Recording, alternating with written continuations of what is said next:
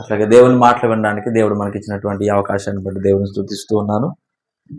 మన మధ్యలో ఒక పాంప్లెట్ ఉంది, అది కూడా చదివిన తర్వాత ముందుకు వెళ్దాం. క్రిస్మస్ ఆరాధన 28వ తారీఖు డిసెంబర్ నెల, చింతలమూరి మూలపాలెం జీడిఎం చర్చ్ ఆవరణంలో ఈ యొక్క క్రిస్మస్ ఆరాధనకి బ్రదర్ మనోజ్ హోమ్ గారు అమలాపురం ప్రేమతో ఆహ్వానించేవారు పాస్టర్ డి బాబురావు గారు.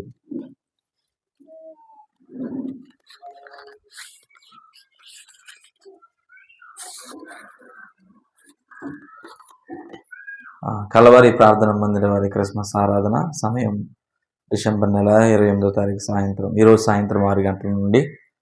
స్థలం కలవరి ప్రార్థన మందిరం, ఓఎన్జీసీ రోడ్, కత్తిమండ కాలనీ.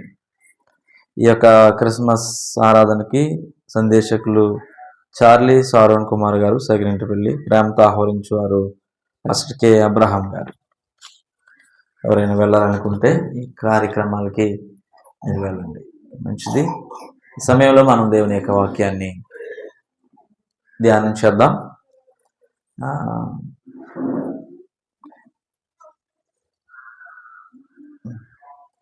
రోమిలకు రాసిన పత్రిక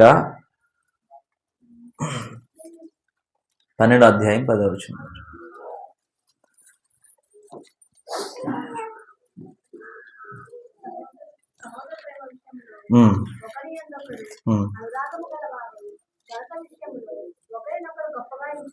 సరిపోతుంది.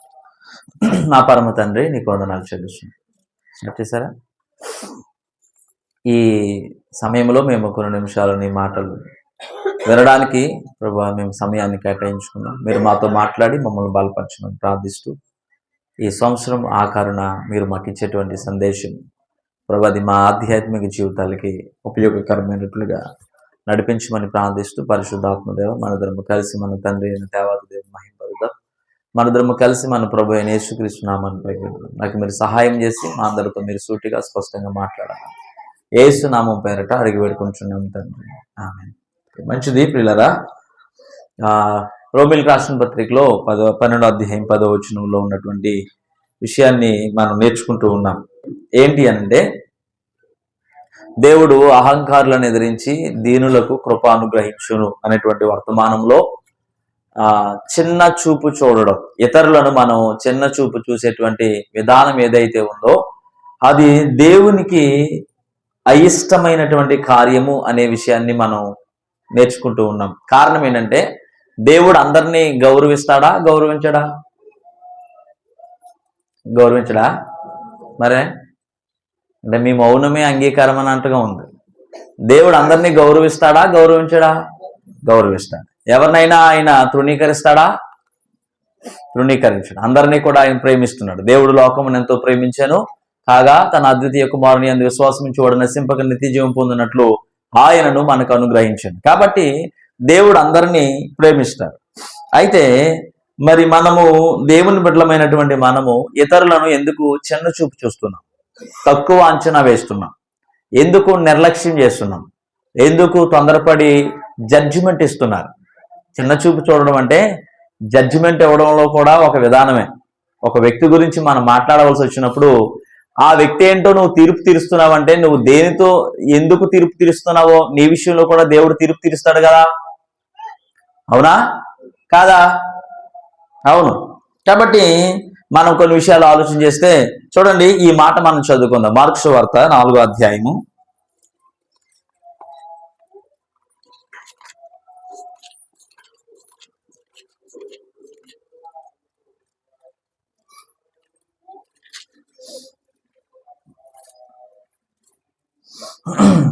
4వ అధ్యాయము 24వ వచనాన్ని సరి చదువుకుందాం.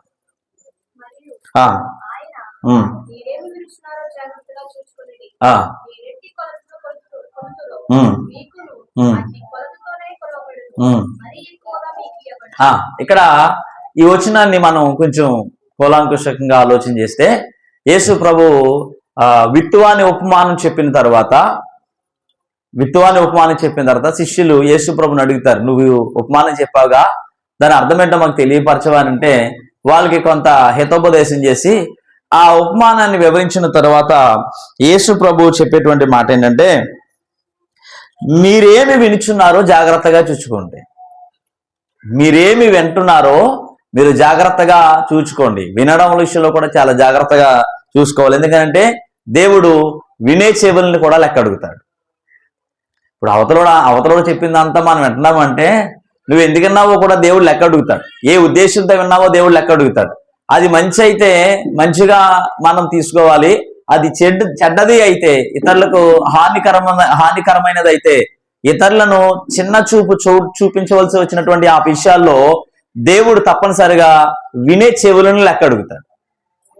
వింటున్నాం కదా, ఈ చెవులు అంటే ఈ చెవుని కాదు, వింటున్న నిన్ను దేవుడు లెక్క అడుగుతాడు. కాబట్టి ఆయన అంటున్నటువంటి మాట ఏంటంటే, మీరేమి వినుచున్నారో జాగ్రత్తగా చూసుకోండి. మీరెట్టి కొలతతో కొలుస్తారో, మనకి కూడా అలాంటి కొలతతోనే కొలవబడుతుంది. అక్కడితో ఆపేస్తే బాగుండేది. కానీ యేసు ప్రభు మరొక మాట ఏమని చెప్పాడంటే, మరీ ఎక్కువగా మీకు కొలవబడును. సంగమా, దేవుని పిల్లలారా, ఇతరులను నువ్వు చిన్న చూపు చూసేటువంటి విషయంలో దేవుడు ఎందుకు జాగ్రత్త తీసుకుని నీకు బోధిస్తున్నాడో తెలుసా? నీవు ఇతరులను చిన్న చూపు చూస్తే నీకు కూడా అదే కొలతతో కొలవబడుతుంది. ఆ కొలత నీకు మరీ ఎక్కువ అవుతుంది. ఇందాక ఎవరో మహాలక్ష్మి చచ్చిపోయినప్పుడు మోహన్ రావు గారు చెప్తున్నారు, ఆవిడికి లెక్క తెలిసేది కాదండి, కొంచెంతో వేసేసి మళ్ళీ దోషులతో వేసేదంట కదా. యేసు ప్రభు మనకి అలాగే చేస్తాడు. మీరు ఇతరులను చిన్న చూపు చూస్తే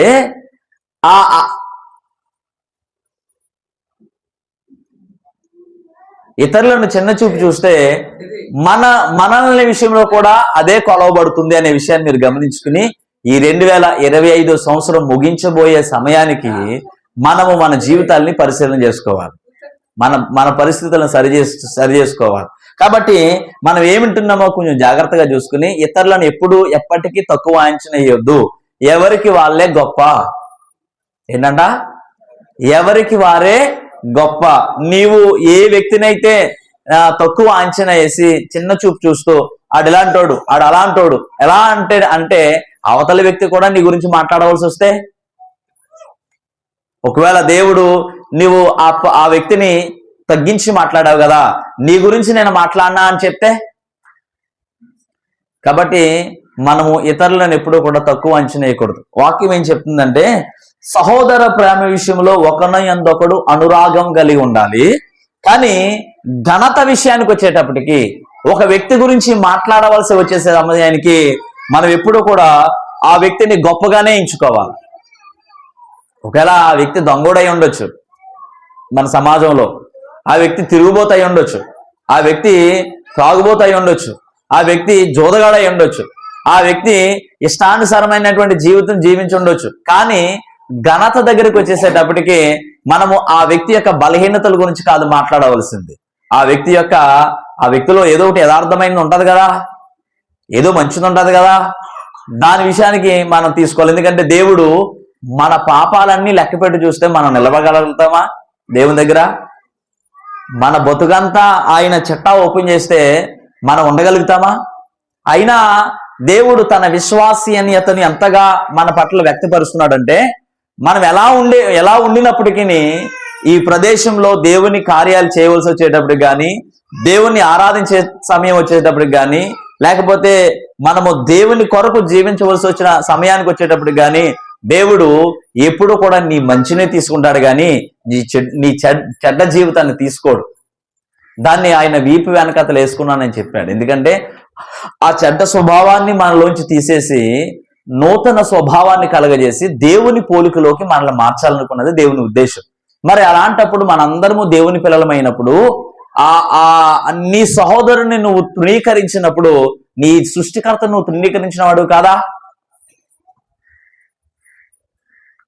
నీ సహోదరుని, నీ ఎదుటిన్నటువంటి సహోదరుని విషయంలో నీవు తృణీకరించి తక్కువ అంచనేసి తక్కువగా మాట్లాడుతున్నప్పుడు, చిన్న చూపు చూస్తున్నప్పుడు, మరి ఆ వ్యక్తి ఎవరి పోలికలో చేయబడ్డాడు? దేవుని పోలికలో చేయబడ్డాడు. మరి దేవుని పోలికలో చేయబడిన వ్యక్తిని నువ్వు తృణీకరిస్తే నువ్వెవరిని తృణీకరించినట్టు? దేవుణ్ణి తృణీకరించినట్టు. మరి దేవుణ్ణి తృణీకరించేవాడివి నిన్ను దేవుడు ఎలా ఇష్టపడతాడు? కాబట్టి ఈ వాక్యం దగ్గరకు వచ్చేసేటప్పటికి సహోదర ప్రేమ విషయంలో మనము ఒకని యందు ఒకడు అనురాగం కలిగి ఉండాలి. కానీ ఘనతకు వచ్చేసేటప్పుడు ఎప్పటికప్పుడు నీ పొరుగు వారిని నీకంటే గొప్పవాడుగా చూడాలి. అది ఎలాంటి వాడైనా సరే.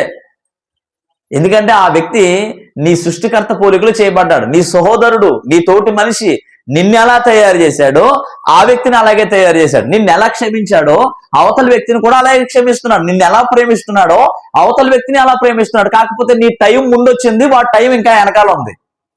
నువ్వు త్వరగా మార్పు చెందావు, నువ్వు త్వరగా రక్షించబడ్డావు, నువ్వు త్వరగా దేవుని మందిరానికి వచ్చావు, నువ్వు త్వరగా మందు మానేసావు, నువ్వు త్వరగా తిరగడం మానేసావు, నువ్వు త్వరగా ఈ లోకపు ఆచారాలు అన్ని పక్కన పెట్టి నువ్వు దేవుని దగ్గరికి వచ్చావు. నీ సహోదరుడు ఇంకా రాలే, అతని టైం ఇంకా ఉంది. ఇప్పుడు నేను ఒక పుస్తకాన్ని చదువుతున్నప్పుడు త్వరగా నీ పేజీ వచ్చేసింది, ఇక్కడ వచ్చేసింది. కానీ నీ సహోదరుడి పేజీ ఒక 100 పేజీల తర్వాత ఉండొచ్చేమో. కానీ ఆ సహోదరుడు 100 పేజీల తర్వాత వస్తాడుగా, 100 దినాల తర్వాత వస్తాడుగా. మరి అలాంటి సమయంలో నువ్వేదో గొప్పవాడు అని, నువ్వేదో గొప్పదాని అని చెప్పేసి నీ వెనకబడినటువంటి సహోదరుని నువ్వు ఎందుకు తృణీకరిస్తున్నావు? ఎందుకు ముసలివారిని తృణీకరిస్తున్నావు? ఎందుకు వృద్ధుల్ని తృణీకరిస్తున్నావు? ఎందుకని నీ తోటి మనుషులను నువ్వు తక్కువ చేసి మాట్లాడుతున్నావు? ఒకవేళ నువ్వు అన్న మాట, నువ్వు చూసిన విధానం, నువ్వు చూపిన ప్రవర్తన ఆ వ్యక్తి విని లేకపోతే చూసి తన మనసులో నొచ్చుకుంటే నీకెంత ప్రమాదమో తెలుసా? ఆ వ్యక్తి కనుక ఈరోజు మనం గమనించుకోవాలి. ఒక వ్యక్తిని మనం తక్కువ చేసి మాట్లాడినప్పుడు ఆ సంగతి అవతల వ్యక్తికి తెలిసినప్పుడు ఆ వ్యక్తి కనుక హృదయంలో నొచ్చుకుని నేనెందుకు అని సృష్టికర్త తన దేవుని దగ్గర గనక, ఆడు ఎలాంటివాడైనా సరే తన దేవుని దగ్గర గనక బాధపడితే దానికి వచ్చేటువంటి పరిమాణం ఎలా ఉంటుందంటే మీకు కొంచెం ఎక్కువ కొలుస్తాడు. మీరు ఏమి వినిచున్నారో జాగ్రత్తగా చూసుకోండి. మీరు మనుషులకు ఏ కొలతతో కొలుస్తారో మీకును అదే కొలత కొలవబడుతుంది, కొంచెం మీకు ఎక్కువ కొలవబడుతుంది. కాబట్టి దేవుని పిల్లలమైన మనం చాలా జాగ్రత్తగా ఉండాలి. ఒక మాట మీకు చెప్పనివ్వండి, మీరు దేవుని దగ్గరకు వచ్చి బాప్తిసం తీసుకోనంత వరకు దేవునికి మీకు ఎలాంటి సంబంధం లేదు. బాప్తిసం తీసుకున్న తర్వాత మీ ఇష్టానికి మీకు ఎలాంటి సంబంధం ఉండకూడదు. ఎవరిష్టం నెరవేర్చాలి? నెరవేరుస్తున్నారా? ఇక్కడ ఊపేస్తాం తలకాయ. మీ మనసాక్షుల మీద మీరు ప్రశ్నించుకోండి. ఈ ప్రదేశంలో కూర్చున్నటువంటి సహోదరుడా, సహోదరి, ప్రియమైనటువంటి దేవుని బిడ్డ, మనం గమనించుకోవాల్సింది ఏంటంటే నీవు దేవుని దగ్గరికి రానంత వరకు నీ ఇష్టం, నీ కోరిక, నీకు నచ్చింది కట్టొచ్చు, నచ్చింది తినొచ్చు, నచ్చింది తాగొచ్చు, నచ్చినటువంటి ప్రదేశాలకు మీరు వెళ్ళొచ్చు. కానీ దేవుని దగ్గరికి వచ్చిన తర్వాత మీకు నచ్చింది ఏది మీరు చేయకూడదు. మీరు బాప్తిసం తీసుకున్నప్పుడు చెప్పే మాట అదే, నేను నా ప్రభు కొరకు చనిపోయి తిరిగి లేవాలని అనుకుంటున్నాను, అందుకే ఈ సమాజం ఎదుట బాప్తిసం తీసుకుంటున్నానని చెప్పి నువ్వు ములిగి లేచిన తర్వాత ఇక నీ ప్రమేయం అంటూ ఏది ఉండకూడదు, నీ ఇష్టం అంటూ ఏది జరగకూడదు. దేవుని ఇష్టాన్ని చేయాలి. ఒకవేళ నీవు రాకుండా ఉండడమే మేలు అని బైబిల్ చెప్తుంది. అమ్మా దేవుని బిడ్డ, నువ్వు దేవుని దగ్గరికి రాకుండా ఉండడమే మేలు. వచ్చి నువ్వు ములిగి లేచిపోయిన తర్వాత నువ్వు మరలా లోనికి వెళ్తే కక్కిన కుక్క తన వాంతికి తిరిగినట్లు నీకు దానికి పెద్ద తేడా ఏమీ లేదు. కడగబడిన పంది ఎలాగైతే బురదలోకి మరలా వెళ్తాదో దానికి మనకి పెద్ద తేడా ఏమీ లేదు. అందుకనే ప్రభు బల్ల తీసుకునేటప్పుడు ఎందుకు ఆలోచించుకుంటారంటే చాలా మంది వెనక్కి వెళ్ళిపోతారు. ఎందుకు వెళ్ళిపోతారని మేము చెడ్డోళ్ళమని ఒప్పేసుకుంటారు. మనం ఏం చేస్తామంటే చెడుతనం లోనుంచుకుని కప్పుకుని మేము మంచోళ్ళమని చూపించడానికి ఎదరగొస్తా ఉంటారు కొంతమంది. కానీ ఈ వెనకాతల వాళ్ళకి తెలుసు కదా మన ప్రవర్తన ఏంటనేది. కాబట్టి ఇతరులను చిన్న చూపు చూడడం మానేద్దాం. అవతల వ్యక్తి ఎంత బలహీనుడైనా ఎలాంటివాడైనా సరే దేవుడు అతన్ని ప్రేమిస్తున్నప్పుడు మనం ఏం చేయగలుగుతాం? అవతల వ్యక్తి ఎలాంటి వ్యక్తి అయినా సరే ఆ వ్యక్తిని యేసు ప్రభు ప్రేమిస్తున్నప్పుడు మనము ఆ వ్యక్తిని తృణీకరించడానికి మనం ఎవరం? కాబట్టి మనం ఆలోచన చేసుకుని ఏ కొలతతో అయితే కొలుస్తామో మనకి కూడా ఆ కొలతతోనే కొలవబడుతుంది, అది ఇంకా ఎక్కువగా ఇవ్వబడుతుంది మనకి. కాబట్టి జాగ్రత్త పడడానికి ప్రయత్నించేద్దాం. ఒకరి ఘనత విషయంలో ఒకరిని మనం పొగడాలి. అలా అవతల వ్యక్తి యొక్క బలహీనతలను మనం ఎత్తి చూడకూడదు. ఆ వ్యక్తి ఇలాంటోడు, అలాంటోడు, అలా చేస్తాడు, ఆమె ఇలాంటిది, ఆమె అలాంటిది అనేటువంటి మాటలు మనం మాట్లాడకూడదు. మనము ఏదైనా చేయాలనుకుంటున్నామా, ఇవ్వాలనుకుంటున్నామా, చెప్పాలనుకుంటున్నామా, ఆహ్వానించాలనుకుంటున్నామా, వ్యక్తిని మనం ద్వేషించకూడదు, అతని స్వభావాన్ని ద్వేషించాలి. ఆ వ్యక్తిని కాదు మనం తృణీకరించవలసింది, ఆ వ్యక్తి యొక్క స్వభావాన్ని ద్వేషించాలి. కాబట్టి దేవుడు ఒకవేళ ఈ వ్యక్తిని ద్వేషించవలసి వస్తే మనం రాగలుగుతామా? వ్యభిచారంలో పట్టబడినటువంటి ఒక స్త్రీని యేసు ప్రభు దగ్గర తీసుకొచ్చి, బోధకుడా, మోసే ధర్మశాస్త్ర ప్రకారం ఈమెను రాళ్లతో కొట్టి చంపేయాలని చెప్పారు కదా, కాబట్టి నువ్వేమంటావో నీ దగ్గరికి తీసుకొచ్చాం అని అంటే ఆయన ఏమన్నాడంటే నేల మీద రాస్తూ, మీలో పాపం లేనివాడు ఎవడైనా ఉంటే మొదట రాయేయండి అని చెప్పారు. వేయమని చెప్తే వాళ్ళందరూ కూడా, బైబిల్ ఏమంటుందంటే వాళ్ళందరూ పొడవబడి రాళ్ళు పడేసి వెళ్ళిపోయారంట. అక్కడ ఏమనిందంటే బాలురు మొదలుకుని వృద్ధుల వరకు రాళ్ళు పట్టునుచ్చారంట యేసుప్రభుని శోధిందామని. అప్పుడు యేసుప్రభు వాళ్ళు వెళ్ళిపోయిన తర్వాత ఆయన తలెత్తి, అమ్మ ఎవరో రాళ్ళు నీ మీద వేయలేదా అంటే, లేదు ప్రభు, నేను కూడా ఏమి అన్ను, కానీ నువ్వు ఇప్పటి వరకు నేను నిన్ను క్షమించాను, మరలా తిరిగి ఆ పాపం చేయొద్దని చెప్పి ఆమెను పంపించేశాను. ఇప్పుడు యేసు ప్రభు వ్యభిచారంలో పట్టబడినటువంటి స్త్రీని ద్వేషించాడా, ఆమె స్వభావాన్ని ద్వేషించాడా? కానీ మనం ఏం చేస్తాం? మనం ఎవరిని ద్వేషిస్తాం? మనిషిని ద్వేషిస్తాం. వాస్తవానికి ఆ బలహీనత లేకపోతే ఆమె మంచిదే కదా, ఆ బలహీనత లేకపోతే ఆ వ్యక్తి మంచోడేగా. నువ్వు అలా ఎందుకు చూడవు? ఆ సమస్య లేకపోతే ఆ వ్యక్తి మంచోడేగా. కాబట్టి ఘనత విషయంలో ఒకని ఎందొకడు గొప్పగా ఎంచుకోవాలి. అలా ఎంచుకోకపోతే నువ్వు తృణీకరించబడతావు, నువ్వు తగ్గించబడతావు, నువ్వు హేళన చేయబడతావు, నీకు అవమానాలు వస్తాయి. జాగ్రత్త, ఎవరిని కూడా ఎప్పుడూ తక్కువ ఎంచునేయొద్దు. తర్వాత యోహాను సువార్త 13:34 ఒకసారి చదువుదాం.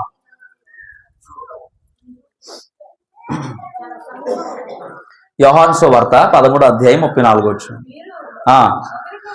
మీరు ఒకరినొకరు ప్రేమింపవలనని మీకు కొత్త ఆజ్ఞ ఇచ్చుచున్నాను, నేను మిమ్మల్ని ప్రేమించినట్టే మీరును ఒకరిని ఒకరు ప్రేమించాలి. దేవుని వాక్యం ఇలా ఉంది. నేను మీకు ఒక కొత్త ఆజ్ఞ ఇస్తున్నాను. ఏంటి ఆ ఆజ్ఞ? మీరు ఒకరిని ఒకరు ప్రేమించుకోవాలి. ప్రేమించడం అంటే ఏంటి? ఎర్రగా ఉంది, బుర్రగా ఉంది, అందంగా ఉన్నాడు కుర్రోడు, డబ్బు ఉంది, సెల్ ఫోన్ ఉంది, 17 Pro Max వాడుతున్నాడు, KTM బండి ఉంది, ఇదా ప్రేమ?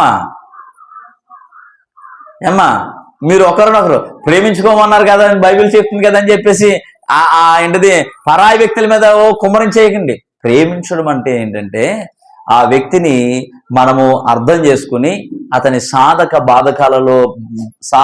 బాధలలో ఆ వ్యక్తిని మనం ఆదరించడం. ప్రేమించడం అని అంటే ఒక వ్యక్తి ఎవరైతే బలహీనమైన స్థితిలో ఉన్నారో ఆ వ్యక్తిని మనం అర్థం చేసుకుని ఆ వ్యక్తికి సహాయపడడం. ఒక వ్యక్తిని విమర్శించే ముందు ఒకసారి మనల్ని మనం విమర్శించుకుంటే, నేను కూడా, నా పరిస్థితి కూడా, నన్ను కూడా దేవుడు అర్థం చేసుకున్నాడుగా, అరే ఆ సహోదరుడిని మనం ఎందుకు అలా చూడాలి అని నువ్వు అనుకుంటే నీ నోట్లోంచి త్వరపడి మాట వస్తుందా? త్వరపడి రే అబ్బాయి పలానా ఆడండి, ఆడి గురించి మీకు అలా త్వరపడి మాట్లాడుతూ ఉంటాం. కానీ ఒక వ్యక్తి గురించి మనం మాట్లాడవలసి వచ్చేటప్పుడు పిల్లరా, మనము ఆ వ్యక్తిని ప్రేమించిన వారమైతే ఏంటంటే, ప్రేమ ఏం చేస్తుంది? మాట్లాడరేంటి? మీకు తెలుసు, చెప్పండి. ప్రేమ ఏం చేస్తుంది? ప్రేమ అనేకమైన దోషములను కప్పును. ఏం చేస్తుంది? ఇది నోట్లో చాక్లెట్ పెట్టుకున్నాడు, పెదాలకి వెళ్తున్నారు కానీ పదాలు బయటకు రావట్లేదు. ప్రేమ ఏం చేస్తుంది తమ్ముడు? అనేకమైనటువంటి దోషాలను కప్పుతుంది, తప్పులను కప్పుతుంది. ఎప్పుడైతే ప్రేమ అనేది ఉందో ఆ వ్యక్తి ఏం చేసినా కూడా దాన్ని మనం కప్పి ఆ వ్యక్తిని, అంటే సమర్థించడం గురించి నేను మాట్లాడట్లేదు, సమర్థించడం గురించి కాదు. ఎన్ని తప్పులు చేసినా ముసుకేసి సమర్థించేసి హాయ్ అనేది కాదు నేను అనేది. ప్రేమ అనేది ఏం చేస్తుందంటే తప్పును తప్పుగా ఖండిస్తుంది. తర్వాత ఏం చేస్తే తప్పులు కప్పడం అనంటే ఆ వ్యక్తి దుర్మార్గుడే, ఆమె దుర్మార్గురాలే, కానీ యేసు ప్రభు చూపినటువంటి ప్రేమ ఏంటి? ఆమె వ్యభిచారియే, వేశ్య విధానమే, కానీ దేవుడు ఆమెను ప్రేమించి నేను నిన్ను క్షమిస్తున్నాను, ఇంకా మరలా ఏం చేయొద్దు. అది ప్రేమించడం అంటే. అది బాబు నువ్వు దొరికిపోయావు కదా, సర్లే చేశావు కాబట్టి ఇంకా వదిలే అని ఆ వ్యక్తి యొక్క దోషాలు మనం కప్పుకొని ఆ వ్యక్తిని క్షమించడం. ప్రేమ ఏం చేస్తుంది అంటే క్షమిస్తుంది. ప్రేమ జాలి పడుతుంది, ప్రేమలో మత్సరం ఉండదు, ప్రేమలో డంబం ఉండదు, ప్రేమలో గర్వం ఉండదు, ప్రేమలో అహంకారం ఉండదు. కాబట్టి మీరు కొరింథీయులకు రాసినటువంటి పత్రికలో, మొదటి పత్రికలో 13వ అధ్యాయం మీరు అంతా చదివితే ప్రేమ ఏం చేస్తుందో అక్కడ మనకి కనబడుతూ ఉంటుంది.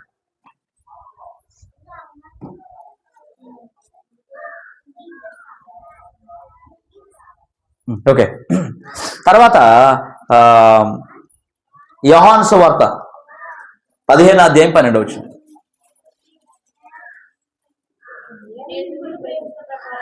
నేను మిమ్మల్ని ప్రేమించిన ప్రకారము మీరు నొకరినొకడు ప్రేమించవలనంటే నా ఆజ్ఞ.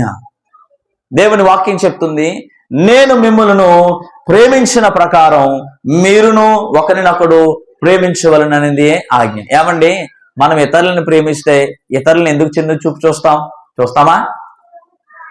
ఇతరులను చిన్న తక్కువ చూపు చూస్తామా? కొన్ని సార్లు మనం ఏం చేస్తూ ఉంటామంటే, ఉదాహరణకి కుటుంబానికి వచ్చి 3500 రూపాయలు మీరు డబ్బులు వేశారు, ఇచ్చినోని ఒకలాగానే ఇవ్వలేని ఒకలాగా చూస్తే దాన్ని ఏమనాలి? అది చిన్న చూపే. మాట వచ్చినప్పుడు ఏయ్ నువ్వేమిచ్చావు అని నువ్వు ఎప్పుడైతే ప్రశ్నించావో అది చిన్న చూపే. అతను కావాలని ఇవ్వలేదో, లేకపోతే ఉండి ఇవ్వలేదో, లేక ఇవ్వలేదో, దాచుకుని ఇవ్వలేదో, లేకపోతే మీ మీద కోపాలతో ఇవ్వలేదో, మొత్తం మీద ఇవ్వలేదు. కానీ నువ్వు ఆ వ్యక్తిని ఏలు పెట్టి నువ్వెంత ఇచ్చావు, నువ్వు పెత్తనం ఏంటి, నీ అధికారం ఏంటి అనే మాట ఎప్పుడైతే వచ్చిందో నీవు నీ సృష్టికర్తను అవమానించావు. ఒకవేళ ఈ మందిరం కట్టడానికి ఆ వ్యక్తి ఏమీ ఇవ్వకపోవచ్చు. ఒకవేళ ఆ వ్యక్తి మందిరానికి వచ్చినప్పుడు నువ్వేం చేశావు అని నువ్వు ఎప్పుడైతే తృణీకరించావో నీ దేవుణ్ణి తృణీకరించావు. ఈ ప్రదేశంలో నీ దేవుడు ఈ స్థలంలో ఎందుకంటే ఎందుకు ఉండడు అంటే, నువ్వు ఎప్పుడైతే తృణీకరించావో, ఎప్పుడైతే తక్కువ అంచనేసావో, ఎప్పుడైతే నువ్వు చిన్న చూపు చూసావో నీ దేవుణ్ణి చిన్న చూపు చూసావు. నువ్వు దేవుని ప్రేమ చూపించలేకపోయావు. ఒకవేళ నువ్వు నిజంగా ప్రేమ చూపించి ఆ వ్యక్తి యొక్క దోషాలు కప్పి రా సోదరుడా రా అని ఆ వ్యక్తిని కనుక నువ్వు నిలబెడితే ఇప్పుడు ఎవరు సిగ్గుపడతారు? నువ్వా ఆ వ్యక్తా? ఎవరు సిగ్గుపడతారు? అరే నేను ఏమి ఇవ్వకపోయినా, నేను ఏం చేయకపోయినా వీళ్ళు ఎంత ప్రేమిస్తున్నారు, నాకు ఇంత స్థానం ఇచ్చారు, అమ్మో అని ఆ వ్యక్తి మాట్లాడడానికి తగ్గుతాడు, చేతల్లో తగ్గుతాడు, మాటల్లో తగ్గుతాడు, పనుల్లో తగ్గుతాడు. ఎందుకనంటే వెనక్కి వెళ్తాడు. నేను ఏం చేయలేదు కదా, వీళ్ళందరూ చేశారు కదా అన్నట్లుగా ఆ వ్యక్తే తాను సరి చేసుకుంటాడు. నువ్వు ఎప్పుడైతే ఒక వ్యక్తి వైపు ఏలు పెట్టి చూపించి నువ్వు ఇది అని అన్నావో అప్పుడు నీ సృష్టికర్త నువ్వు తృణీకరించిన, నువ్వు ఆ వ్యక్తిని ప్రేమించట్లేదు, నీలో జీవం లేదు, నువ్వు మరణానికి పాత్రుడు. ఎందుకనంటే కయీనులో దేవుని ప్రేమ లేదు కాబట్టి తన సహోదరుని ఏం చేసేసాడు? నోటి మాట ఒక వ్యక్తిని చంపేస్తుందా చంపదా? చెప్పాలి, చంపేస్తుంది కదా. నోటి మాట ఏం చేస్తుందంటే ఒక వ్యక్తిని చంపేస్తుంది. అందుకే దేవుడు ఏమన్నాడంటే నరహత్య గురించి వచ్చేటప్పటికి మీరు కోపపడొద్దు అని చెప్పాడు. నరహత్య చెయ్యొద్దని చెప్పబడింది కదా బైబిల్లో. కాబట్టి దాని గురించి నేను ఇచ్చే సవరణ ఏంటంటే కోపపడకూడదు. నిర్నిమిత్తంగా నీ సహోదరుని మీద మీరు కోపపడొద్దు. మీరు ఎక్కడికి వెళ్ళిపోతారు? నరకానికి. మీరు కత్తి తీసుకుని పొడవక్కర్లేదు, మీరు ఆ వ్యక్తిని హింసించక్కర్లేదు. కోపంతో కోపపడి ఒక నోటి మాట ఆ వ్యక్తిని తృణీకరిస్తే నీవు నరకానికి పాత్రుడవు. త్వరపడి ఎవరిని కూడా ద్రోహి అని అనొద్దు. ఎందుకంటే నీకు మారు మనసు రక్షించబడడానికి కూడా అవకాశం ఉండదు. దేవుడు ఎంత పర్టికులర్గా ఆ మాట నుంచి చెప్పాడో తెలుసా? ఒక సహోదరుడి విషయంలో నువ్వు ఎంత ప్రేమ చూపించాలో ఎందుకు రాయించాడు? నేను మిమ్మల్ని ప్రేమించిన ప్రకారం. ఎలా ప్రేమించాడైనా? నేను మిమ్మల్ని ప్రేమించిన ప్రకారం. ఎలా ప్రేమించాడైనా? ఎఫెసీయులకు రాసిన పత్రిక 5వ అధ్యాయం 1వ వచనం ఒకసారి చూద్దాం.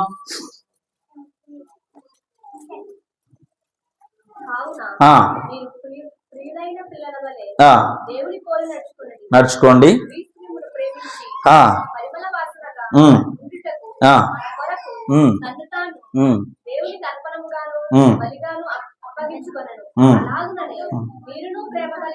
అది ఏం చేశాడు యేసు ప్రభు? మీరు దేవునికి ప్రియమైనటువంటి పిల్లల వలె దేవుని పోలి నడుచుకోవాలి. క్రీస్తు మిమ్మల్ని ప్రేమించి మనము పరిమళ వాసనగా ఉండడానికి, పరిమళించడానికి, మార్పు చెందడానికి. ఇందాక ఇక్కడ ఎవరో మొత్తం మల్లెపూలు సెంటు కొట్టుకొచ్చారు, మల్లెపూలు పెట్టిన వచ్చారు, కానీ గుప్పును కొట్టింది వాసన. ఆ పరిమళ వాసన ఎందుకు ఈ ప్రదేశం అంతా వ్యాపించింది? అట్లాగే మనము దేవుణ్ణి ప్రేమిస్తే మనము కూడా పరిమళ వాసన కంటే నీ జీవితం యొక్క మార్పు, నీ మాట యొక్క మార్పు, నువ్వు ప్రేమించే మార్పు, నువ్వు చూసే విధానం, అవన్నీ కూడా ఒక పరిమళ వాసనగా ఉండడానికి, సువాసనగా ఉండడానికి యేసు ప్రభు ఏం చేశాడంటే మన కొరకు తను తాను బలిగాను అర్పణముగాను అర్పించేసుకున్నాడు. ఈరోజు నీవు కూడా నీ సహోదరుని విషయంలో నీవు బలైపోవాలి. నువ్వు అలాగే ప్రేమించాలి. క్రీస్తు మనల్ని ఎలా ప్రేమించాడో నీ సహోదరుని ప్రేమించాలి. నీ భార్య కావచ్చు, నీ తండ్రి కావచ్చు, నీ మామగారు కావచ్చు, నీ అన్నదమ్ములు కావచ్చు, నీ స్నేహితులు కావచ్చు, నీ గ్రామస్తులు కావచ్చు, ఇతర కులస్తులు కావచ్చు, ఇతర మతస్థులు కావచ్చు, వారందరినీ కూడా మనం ప్రేమించాలి. మనల్ని ప్రేమించుకున్నట్లుగానే మనము ఇతరులను ప్రేమించాలి. ఎప్పుడైతే మనం చిన్న చూపు చూసామో నీ సృష్టికర్తను అవమానించినట్టే, నీ దేవుణ్ణి అవమానించినట్టే. కాబట్టి ఆ వ్యక్తిని మనము విమర్శించే ముందు ఆలోచించుకుని మాట్లాడాలనేదే దేవుని యొక్క వాక్యం. ఇంకా చాలా విషయాలు ఉన్నాయి. అయితే మనం గమనించుకోవాల్సింది ఏంటంటే దేవుని దృష్టిలో ప్రతి మనిషి విలువైన వాడే. ఏమైన వాడు? దేవుని దృష్టిలో ప్రతి మనిషి విలువైన వాడే. ఒకవేళ నీవు ఎక్కువగా ప్రయాసపడవచ్చు ఏదైనా కార్యక్రమంలో, ఏదైనా పనిలో, లేకపోతే నీ ఇంటిలో, నీ సమాజంలో, నీ సంఘంలో, నీ ఉద్యోగంలో, నువ్వు చేసినటువంటి ఏదైనా సరే ఆ పనిలో నీవు కొంచెం భారం ఎక్కువై ఎక్కువగా ప్రయాసపడవచ్చు, ఎక్కువగా కష్టపడవచ్చు. అంత మాత్రాన నీ సహోదరుని నువ్వు తృణీకరించేస్తే దేవుడు ఒప్పుకోడు. ఏమంటాడంటే నిన్ను ఎవడు చేయమన్నాడని అడుగుతాడు. ఒకరోజు చిన్నప్పుడు మేము హాస్టల్లో చదువుకున్నప్పుడు నర్సాపురాన్ని హజరే గారు హాస్టల్లో చదువుకున్నటువంటి సమయంలో పక్కనే మా స్కూల్ టీచర్ గారు ఉండేవారు. సెలవు రోజున ఆవిడ ఏం చేసిందంటే కిచెన్ రూమ్ శుభ్రం చేద్దాం రండి అని మా హాస్టల్ పిల్లల్ని ఒక 4-5 పిలిచింది. మేము అందరం వెళ్ళాం. వెళ్ళిన తర్వాత ఆ సామాన్లు అన్నీ తీసేసాం. మేమేం కడగలేదు, అవన్నీ తీయమన్నది. తీసేసిన తర్వాత అలా అందరూ పనావిడ వచ్చి మొత్తం అన్ని కడిగేసింది, ఆరబెట్టాం, అంతా అయిపోయింది. టీచర్ గారు ఏమన్నారంటే ఒరే నేను మార్కెట్కి వెళ్ళి వస్తాను, ఈ లోపు మీరు ఏదైనా చేస్తా ఉన్నాడంటే అలా అందరూ కూర్చుని, నాకేం తెలుసు ఆవిడ గురించి, మనం చేసి పని ఆవిడ నచ్చదన్న విషయం నాకు తెలియదు. నేను అప్పుడు కొత్తగా వెళ్ళాను 5వ తరగతిలో చదువుకోవడానికి. ఈ లోపు వీళ్ళందరూ చక్కగా పడుకుని మాట్లాడుకునేవాడు ఒకడో 5వ తరగతి చదివే టైంలో 2 ఆడపిల్లలేమో పేర్లు చూసుకుంటున్నారు, ఇంకొకరు ఏదేదో చేస్తున్నారు. అప్పుడు నాకు కొంచెం బాధ వచ్చేసి ఒరే మా ఆవిడ పని చేయమని చెప్పింది, మీరు ఇలా ఆడుకుంటారా అని చెప్తుంటే ఉండవా అన్నాడు. నాకు తెలియదు కదా ఆవిడ గురించి. నాకు బాధ వచ్చేసింది. ఎందుకంటే ఆవిడ పని అప్పగించి వెళ్ళింది, మనం పని చేయకుండా ఉంటే బాగోదు అని చెప్పేసి నేను దొల్లేస్తున్నాను. అవన్నీ పట్టుకెళ్ళి నా ఇష్టం వచ్చినట్టుగా పెట్టేస్తున్నాను. వచ్చిన తర్వాత ఏమన్నది ఎవరా పెట్టింది అన్నది. ఆ సమయంలో నేను ఏమనుకున్నాను తెలుసు, నా మనసులో నేను ఒక్కరినే ప్రయాసపడిపోయి, నేను ఒక్కరినే కరెక్ట్గా పనిచేసేసి, నేను ఒక్కరినే శ్రమ పడిపోయి మేడం గారు వచ్చిన వెంటనే వీళ్ళ మీద కంప్లైంట్ చేసేయాలని రెడీగా ఉన్నాను. వచ్చిన వెంటనే నాకు గది చేసి అప్పుడు ఎరా ఆడ పక్కన ఉన్నాడు, ఎరా మేము చెప్తే అన్నావా? ఒరే బాబు నమస్కారం, నాకు తెలియదు. నాకున్నటువంటి ఏదైనా ఒక పనికి వెళ్తే, ఏదైనా సరే ఒక పనికి వెళ్తే ఆడుకోవాలి అనేటువంటి తత్వం నాకు ఉండదు. ఎంత కష్టమైనా పని చేస్తాను, ఎంత శ్రమైనా పడతాను, కానీ సమయాన్ని వృధా చేయడం నా మనసాక్షి అంగీకరించదు. చాలా మంది యజమానుడు ఉంటే ప్రయాస పడిపోతుంటారు, యజమానుడు లేకపోతే అటు ఇటు తిరిగి వస్తూ ఉంటారు. నా పాలసీ అది కాదు. నాకు ఏ పని ఇచ్చినా, అది ఏ పని అయినా సరే చేస్తే నేను చాలా శ్రద్ధగా చేస్తాను, చేయకపోతే ఆ పని అసలు ముట్టుకోను. అస్సలు మీరు ఏమైపోనండి, నాకు ఇంట్రెస్ట్ లేకపోతే దాని జోలికి నేను వెళ్ళను. కానీ నేను ఆసక్తిగా పని చేయాలనుకున్నానా ఎంతైనా ప్రయాసపడతా. ఒకవేళ దేవుని పనిలో ఆ విధంగా ప్రయాసపడడానికి దేవుడు నాకు ఇచ్చినటువంటి కార్యం. నేను ఏమంటానంటే ఆ పనిలో నువ్వెంతైనా ప్రయాసపడి ఇక్కడ దొల్లే మొత్తం అంతా నా మీద అడిపోయింది అక్క, ఎవరు రావట్లేదు అక్క అని నువ్వు చెమట తూడు చేసి వంటల కాడ కింద మీద పడి దొల్లేసి ఒళ్ళంతా చేసేసుకో, అనవసరం. పళ్ళంత మాట నీ సహోదరుని కానీ నువ్వు అన్నావు అంటే నువ్వు చేసిన పని అక్కర్లేదు దేవునికి, నువ్వు అక్కర్లేదు. నిన్ను ఎవడు ప్రయాసపడమన్నాడు? నిన్నెవడు పడమన్నాడు? ఇలా రాండే, అలా రండే, ఇది చేయరు. నిన్నెవడు పడమన్నాడు? నీకు ఓపుకుంటే చెయ్యి, లేకపోతే మానేయి. అంతేగాని నీ పక్కోడి మీద ఏలెత్తేటని ఆడిలాగా ఈడిలాగా ఆడు దోసేసుకున్నాడు, బకెట్లు అట్టుకెళ్ళిపోయారు, పట్టుకెళ్ళిపోండి. నీ సొమ్ము కాదుగా. నువ్వు యథార్థంగా ఉండు, ముక్క ముట్టుకోకుండా ఉండు.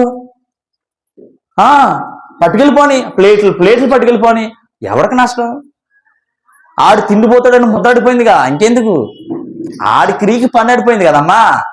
ఇక్కడ ఉందో లేదో, ఆ గిన్నెలో ఉందో లేదో, దాకలో ఉందో లేదో చూడకుండా మా ఆయనకి, మా పిల్లకి, సాయంత్రానికి, రేపుటికి దాచుకునే వాళ్ళకి ముద్రడిపోయిందిగా తిండిపోతని. తిండిపోతులు దేవుని రాజ్యానికి వెళ్ళలేరుగా. నీకు బాధ ఏంటి?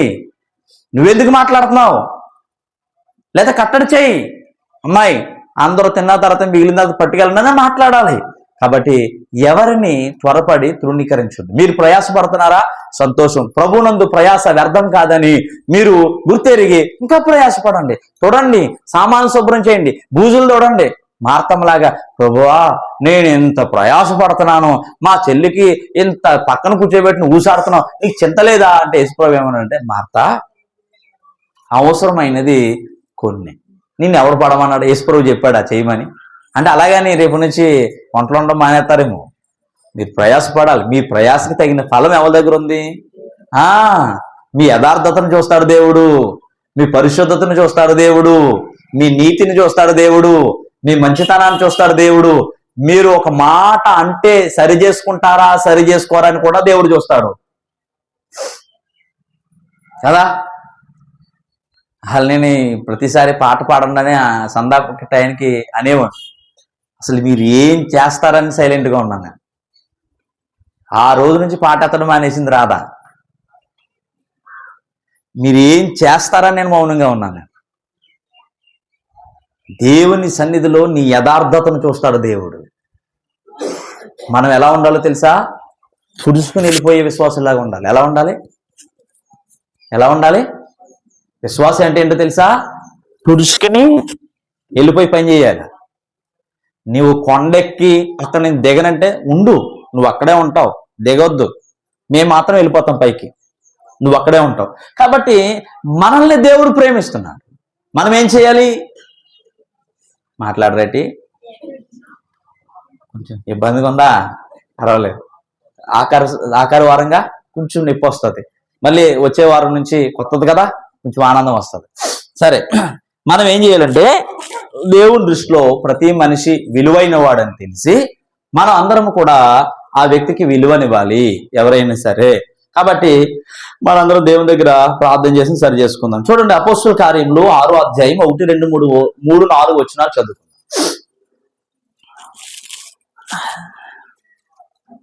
అపోస్తుల కార్యములు. కాబట్టి అమ్మా ఒకసారి మీరు ఏం చదువుతున్నారు? అపోస్తుల కార్యములు 6వ అధ్యాయము. నా మాట స్పష్టంగా వినబడుతుందా లేకపోతే కొంచెం గడిబిడిగా ఉందా? 6వ అధ్యాయము 1, 2, 3, 4 వచనాలు చదువుకుందాం. ఆ దినములలో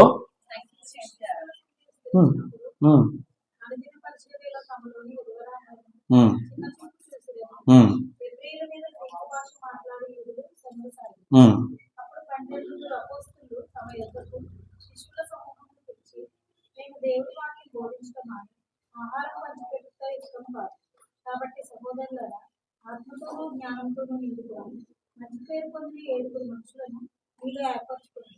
మేము వారిని పనికి. అయితే మేము ప్రార్థన యందును వాక్య పరిచర్య యందును ఎడతెగకమని చెప్పి, ఇక్కడ ఏం జరిగింది అంటే, అపోస్తుల కాలంలో వాళ్ళందరూ కూడా వారి స్థిరాస్తులు అన్ని అమ్మి అపోస్తుల పాదాల దగ్గర పెట్టినప్పుడు వాళ్ళు సంఘము విస్తరిస్తూ వచ్చింది. అనేక మంది చేర్చబడుతున్నారు.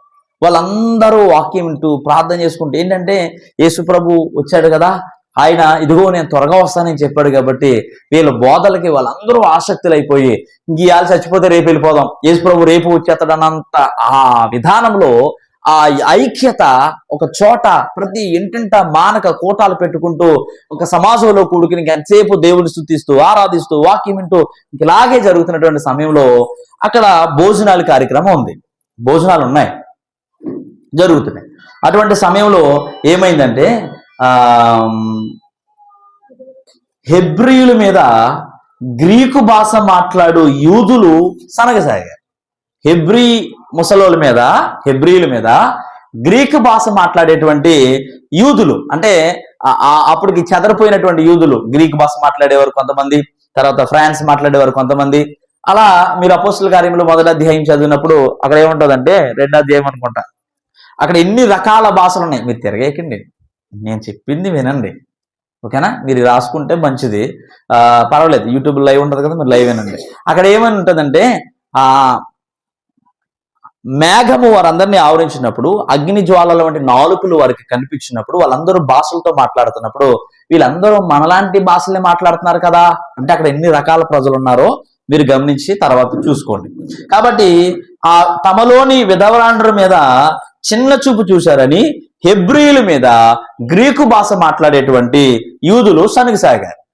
ఇప్పుడు ఎవరి మీద సనుక్కున్నారా మాట? వాళ్ళు సనుగుతున్నారు. ఎవరు పట్టించుకోవట్లేదని మాట్లాడారు. దాని అర్థం ఏంటి? శిష్యుల సంఖ్య విస్తరిస్తున్నప్పుడు అనుదిన పరిచర్యలో తమలోని విధవరాండ్రను, అంటే యూదులైనటువంటి మీరు గ్రీకు భాష మాట్లాడేటువంటి మా యొక్క విధవరాండ్రలను మీరు పట్టించుకోవట్లేదు, చులకనగా మాట్లాడుతున్నారు, ధర్మశాస్త్రం మీదనంటున్నారు, మీ ఇష్టానుసారంగా మాట్లాడుతున్నారని సనుక్కుంటున్నప్పుడు వెంటనే ఎవరు స్పందించారు? అప్పుడు 12 అపోస్తులు తమ యొద్దకు శిష్యుల సమూహమును పిలిచి దేవుని వాక్యము బోధించుట మాని ఆహారం పంచిపెట్టుట మంచిది కాదు, ఇష్టము కాదు. ఇప్పుడు ఈ సనుక్కునేటువంటి మనుషులు ఎవరి మీద సనుక్కున్నారు? అపోస్తుల మీద సనుక్కుంటున్నారు. ఆ అపోస్తులను వాళ్ళు విమర్శిస్తున్నారు. దీని అంతటిని వాళ్ళు వెంటనే గమనించి శిష్యులందరినీ పిలిచి, బాబు మేము దేవుని వాక్యాన్ని ప్రకటించడం మానేసి మీకు భోజనాలు పెడతా కూర్చోడాలి. అందరినీ చూసి చూడండి, కొంతమంది ఏమంటారంటే పెళ్లికి వెళ్ళినప్పుడు అక్కడ పలకరించేవాడు లేకపోతే ఆ పెళ్లికి వెళ్ళరు కొంతమంది. తెలుసా మీకు ఆ విషయం? ఒక ఆయన ఏమండి సార్, ఏంటి సార్ పెళ్లికి వెళ్ళలేదా అంటే, వెళ్ళామండి, కనీసం రండి అని తీసుకెళ్ళి భోజనాల దగ్గర కూర్చోబెట్టోడు లేడు, పలకరించినోడు లేడు, పట్టించుకోలేనాడు. ఆడికి 100 పనులు ఉంటాయి. వాళ్ళు ఏమైనా అన్యులు ఏంటి? వాళ్ళైతే భుజం మీద టవల్ వేసుకుని రోడ్డు మీద నిలబడి అన్నయ్య రండి, తమ్ముడు రండి, చెల్లమ్మ రండి అని అంటానికి మన జాతి వేరు కదా, మన విధానం వేరు కదా, బోల్డ్ పనులు ఉంటాయి.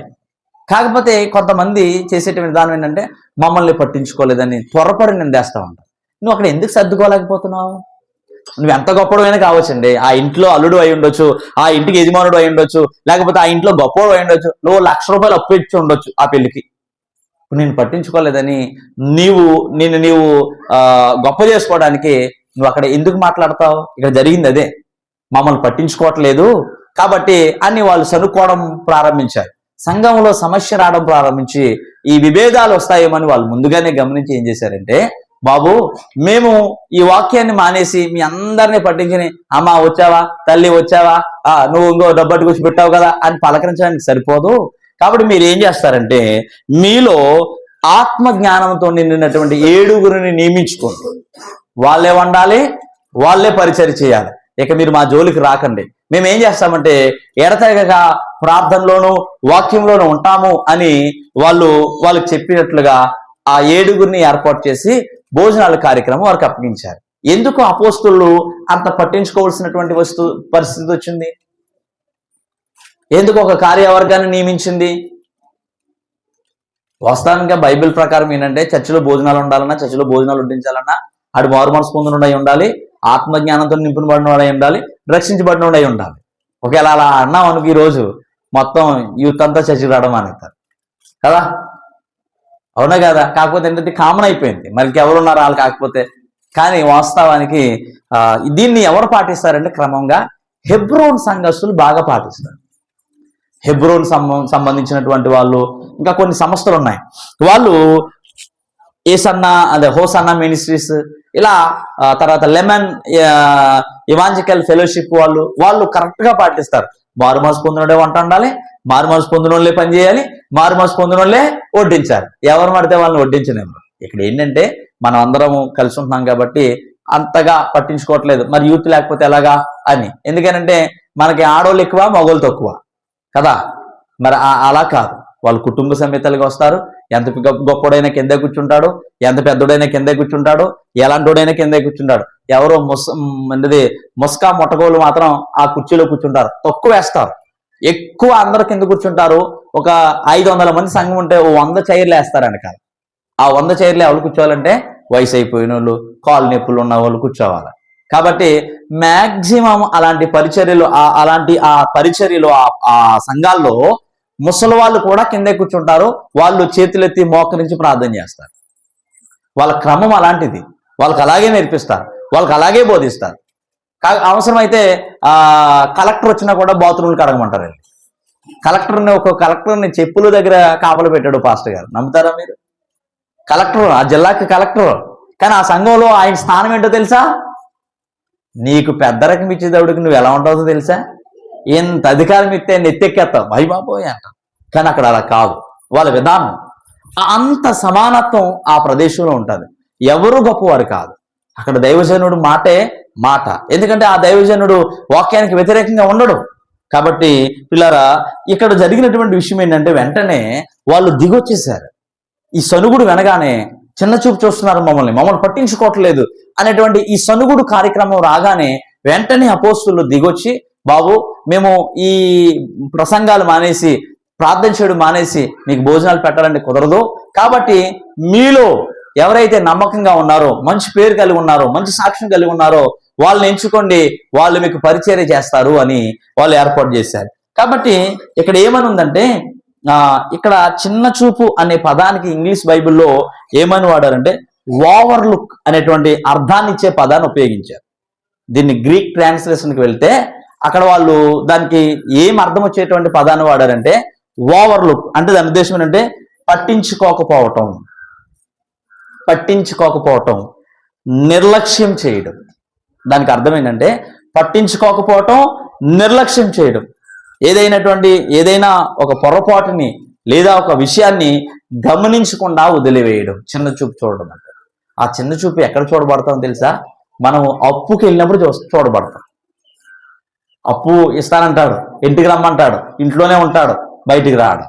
ఎంతసేపు అలా కూర్చోవాలి. ఆడు ఎంత నిర్లక్ష్యంగా మనల్ని చూస్తాడు, ఎంత అసహించుకుంటాడు మనల్ని. అంటే బతుకు గతి లేక ఆడి దగ్గరికి వెళ్ళామనా. పైగా మళ్ళీ ఆ అప్పు ఇచ్చేటప్పుడు ఏం చేస్తాడు? భూమి అంతా తనకు రాయించుకుంటాడు కదా. కానీ మనం ఆడి ముందు దోషులమే, పట్టించుకోకపోవటం. పిల్లరా, అట్లా మనం మన స్నేహితుల పట్ల, మన సహోదరుల పట్ల, మన కుటుంబస్తుల పట్ల, మన ఇంటి వారి పట్ల మనం అలా వ్యవహరించకూడదు. మనము ఆ విధమైనటువంటి జీవితం జీవించకూడదు. మరొక విషయాన్ని మీకు నేను చూపిస్తాను. 2 సమూయేలు గ్రంథం 6వ అధ్యాయం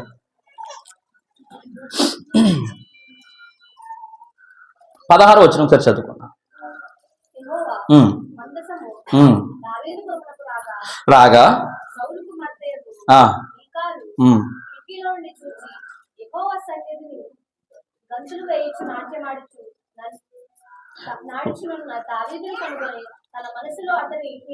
సరిపోతుంది. ఇక్కడ చూడండి, దావీదు మందసమును తీసుకొస్తున్నటువంటి సమయంలో రాజవస్త్రాలు తీసేసి ఎపోదును ధరించుకొని నార వస్త్రాలు ధరించుకొని ఆ మందసం ఎదుట నాట్యం ఆడుతున్నాడు. దావీదు వాళ్ళే నా పాట ఉంటుంది కదా, నాట్యం అంటే మనకులాగానే ఏంటిది సినిమా డ్యాన్సులు కాదు. వాళ్ళ నాట్యం అంతా కూడా ఇలా ఊగుతూ ఉంటారు, లేకపోతే ఇలా అంటారు, అలా అంటారు, అంతే. హెబ్రీ డ్యాన్స్ ఉంటుంది కదా.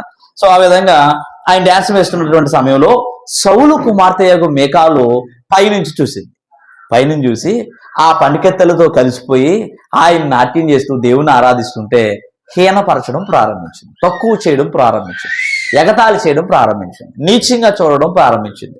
ఆయన అతన్ని హీనపరిచిన తర్వాత 20వ వచనం చదువుదాం. దావీదు తన ఇంటి వారి దగ్గరికి దీవించడకు దావీదు తిరిగి రాగా సౌలు కుమార్తె మీకాలు దావీదుని ఎదుర్కొనబోయి బయలుదేరి వచ్చి హీన స్థితి గల పనికెత్తెలు చూచుచుండగా వ్యర్థుడు ఒకడు తన బట్టలు విప్పి వేసినట్టుగా ఇజ్రాయేలీలకు రాజువైన నీవు నేడు బట్టలను తీసివేసి ఎంత ఘనముగా కనబడితివని ఆ అపహాస్యం చేస్తున్నందున దావీదు వచ్చాడు దీవిందామని. అయితే ఆ సమయంలో మీకాలు ఏమంటుందంటే ఆయన ఎదుర్కోవడానికి వచ్చి హీన స్థితి గల పనికెత్తెలు, ఆ పక్కన ఉన్నటువంటి మనుషుల్ని ఆమె ఏమన్నదంటే పనిచేసేటువంటి పనికత్తెలను హీన స్థితి గల పనికెత్తులు. ఆమె రాజకుమార్తె అయితే అయి ఉండొచ్చు, రాజుగారి భార్య అయితే అయి ఉండొచ్చు, కోటలో ఉండొచ్చు, ధనవంతురాలు అయి ఉండొచ్చు, రాణిగా ఉండొచ్చు, గొప్పగా ఉండొచ్చు. కానీ తన తోటి ఆ పనికెత్తులు లేకపోతే ఆమెకు దినం గడవదే. పరిచర్య చేసేవాళ్ళు పనికత్తులు, ఆమె బట్టలు ఉతికేవాళ్ళు పనికత్తులు, ఆమెకు స్నానం చేపించేవారు పనికత్తులు, ఆమె ఆలనా పాలనా చూసుకునేటువంటి పనికత్తులతో కలిసిపోయి దావీదు నాట్యమాడుతున్నాడు, వాళ్ళతో సమానమైపోయాడు రాజు అయినప్పటికీ. కానీ అతన్ని హీనపరిచిన తర్వాత అప్పుడు దావీదు ఏమంటాడంటే 21వ వచనం, నీ తండ్రిని అతని సంతతిని విసర్జించి ఇజ్రాయేలీలను తన జనుల మీదనున్న అధిపతి ఇజ్రాయేలీలను తన జనుల మీద నన్ను అధిపతిగా నిర్ణయించుటకై నన్ను ఏర్పరచుకున్న యెహోవా సన్నిధిని నేను అలాగు చేసి తిని, యెహోవా సన్నిధిని నేను ఆట ఆడి తిని, ఇంతకంటే మరి ఎక్కువగా నేను తృణీకరింపబడి నా దృష్టికి నేను అల్పుడనై నీవు చెప్పిన పనికత్తుల ఎదుట నీ దృష్టికి గనుడనగుదనని మేకాలుగా నేను మరణమగు వరకు సౌలు కుమార్తెయకు మేకాలు పిల్లలను కనలేదు. ఇదొక రకమైన భయంకరమైన శాపం. నీ సహోదరుల్ని, నీ స్నేహితుల్ని, నీ కుటుంబస్తుల్ని, నీ బంధువుల్ని నువ్వు తృణీకరిస్తే నీ మీదకి శాపం వస్తుంది. ఆ శాపం ఎలా ఉంటుందంటే మరణమయ్యే వరకు కూడా అది నీ మీద నుంచి తీసివేయబడదు. రాజుగారు దేవుని యందు ఆనందిస్తూ తన్మయమైపోయి ఆరాధిస్తున్నప్పుడు తాను ఎలా ఆయన సరి చేసుకున్నాడో తెలుసా? ఆయన ఏమంటున్నాడంటే నా దృష్టికి నేను అల్పుడనై నీవు చెప్పిన పనికెత్తుల దృష్టికి ఘనుడనగుదును. నన్ను నేను అల్పుడుగా చేసుకున్నాను, రాజు అనే సంగతిని మర్చిపోయాను. దేవుని ఎదుట నేను వాళ్ళతో సమానంగా చేసుకున్నాను. వాళ్ళు నా స్నేహితులు అనుకున్నాను, వాళ్ళు నా సహోదరులు అనుకున్నాను, వాళ్ళతో కలిసి ఆరాధించే భాగ్యం దేవుడు నాకు ఇచ్చాడు అనుకున్నాను. నేనేదో ప్రత్యేకంగా అనుకోలేదు. రాజుని కదా నన్ను ఎవరు ముట్టుకోకూడదని అనుకోలేదు. నేను గొప్ప సేవకుని కదా అని చుట్టూరు బౌన్సర్లను పెట్టుకోలేదు. నేను వాళ్ళతో కలిసిపోయి వాళ్ళతో కలిసి ఆనందిస్తున్నటువంటి సమయంలో నేను వాళ్ళ దృష్టికి ఘనుడనైతే. నీ దృష్టికి హీనంగా ఉండొచ్చు ప్రియమైన సహోదరి సహోదరుడా, నీ దృష్టికి నీ భర్త హీనంగా ఉండొచ్చు, కానీ దేవుని దృష్టికి అతను ఘనుడు. త్రాగుతున్నాడని, తిరుగుతున్నాడని, లేకపోతే ఇష్టానుసారంగా బ్రతుకుతున్నాడని, లేకపోతే నిన్ను ప్రేమించట్లేదు, నిన్ను పట్టించుకోవట్లేదని నువ్వు అతను హీనంగా చూడొచ్చు. కానీ దేవుని దృష్టికి అతను ఎందుకు గనుడయ్యాడో తెలుసా? ఒకరోజు దేవుని తెలుసుకుంటే ఆ బతుకంతా మానేస్తాడు, ఆ దరిద్రాన్ని విడిచిపెట్టేస్తాడు, ఆ స్థితిని మార్చేసుకుంటాడు, ఆ పరిస్థితిని మార్చేసుకుంటాడు, తను సరి చేసుకుని దేవుని పాదాలు పట్టుకుని బ్రతిమాలుకుంటాడు. అందుకనే మనం ఎవరిని కూడా చిన్న చూపు చూడకూడదు, తక్కువ అంచనా వేయకూడదు. ఆ వ్యక్తి ఎలాంటోడైనా సరే, ఎలాంటి మనిషి అయినా సరే తక్కువ చేసి, తక్కువ అంచనా వేసి మాట్లాడొద్దు. ఎప్పుడైతే ఆమె మాట్లాడిందో తన నోట వచ్చినటువంటి మాట ఆమెకు శాపంగా మారిపోయింది. ఇంకెప్పుడు గర్భం ధరించలేదు, ఆమె పిల్లలు లేకుండా చచ్చిపోయింది. అది ఎంత భయంకరమైన శాపం. కానీ దేవుడు ఎంత విశ్వసనీయతమైనటువంటి వాడంటే, నువ్వు ఎన్నిసార్లు తృణీకరించి మాట్లాడినా నిన్ను దేవుడు ఎందుకు అంగీకరించాడో తెలుసా? ఆయన కృప, ఆయన ప్రేమ. ఈ మాట నీకు చెప్పడానికి దేవుడు ఇంతకాలం ఓపిక పెట్టాడు.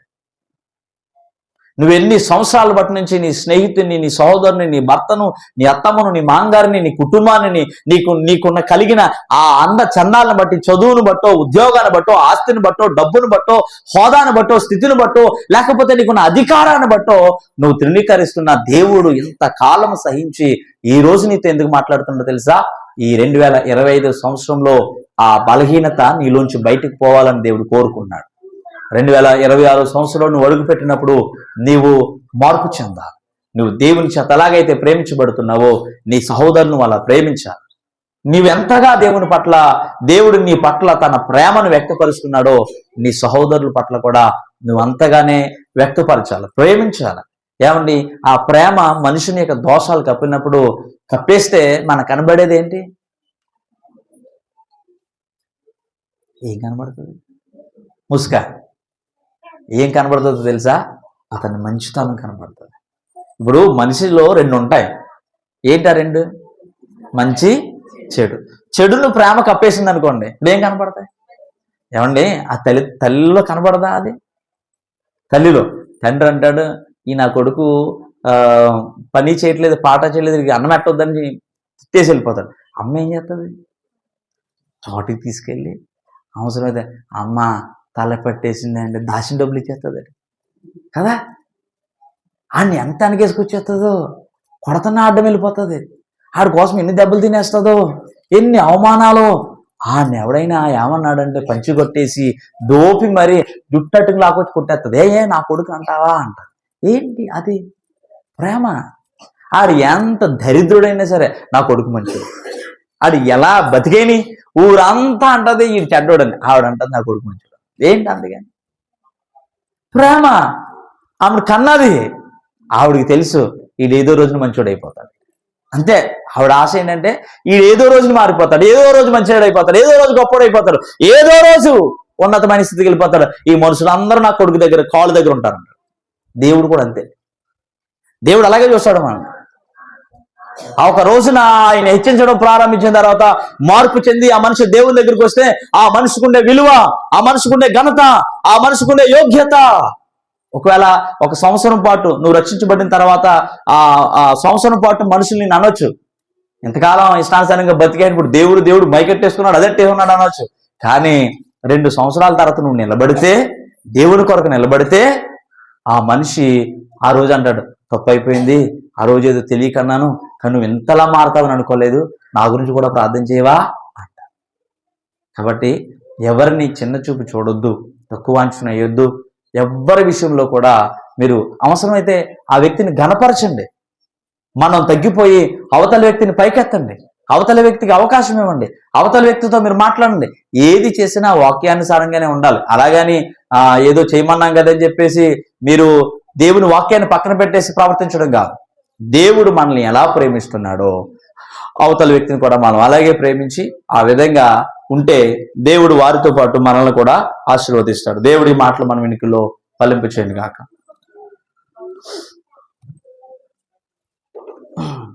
ఉన్న ప్రదేశంలోనే అలా మోకరించండి. చిన్న ప్రార్థన చేసుకున్న తర్వాత కొన్ని ప్రకటనలు ఉంటాయి, వాళ్ళు ప్రకటనలు తెలియపరుస్తారు. ఉన్న